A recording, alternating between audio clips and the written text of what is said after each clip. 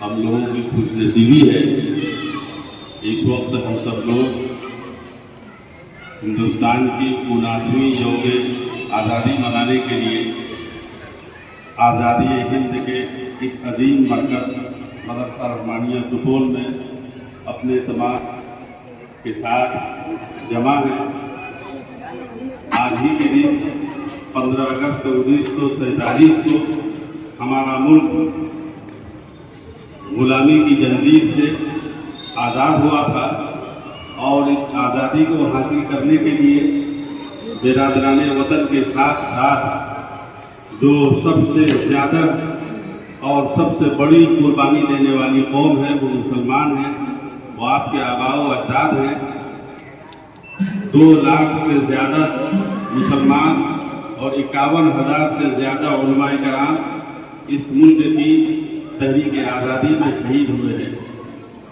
اور لوگوں نے جان کے ساتھ ساتھ جو اپنے مال کی قربانی دی ہے وہ لامتناہی ہے، اس کا اندازہ نہیں لگایا جا سکتا ہے۔ اس لیے ہم سب کو آج خوش ہونا چاہیے کہ ہم اپنے ملک کی آزاد فضا میں سانس لے رہے ہیں۔ یہ مرکز علم و عرفاں جس میں آج اور ہم سب لوگ جمع ہیں، یہ تحریک آزادی کا مرکز رہا ہے۔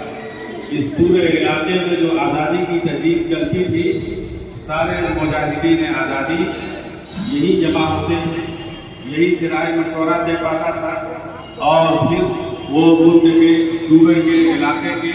مختلف حصوں میں فرنگی حکومت کے خلاف محاذ بنانے کے لیے پھیل جاتے تھے۔ حضرت مولانا محمد قاسم صاحب سپولوی رحمۃ اللہ علیہ، حضرت مولانا محمد عثمان صاحب کرولوی رحمۃ اللہ علیہ، حضرت مولانا محمد شمس الہدیٰ صاحب مجھولوی محتمل مدرسہ رحمانیہ سپول، یہ سارے اکابر اس مدرسے کے ذمہ دار تھے، اور ان لوگوں نے ملک کی آزادی کے لیے بہت بڑی قربانی دی ہے۔ ابھی جھنڈا فہران کا وقت طے تھا 8:30 بجے، محترم سیکریٹری صاحب، محترم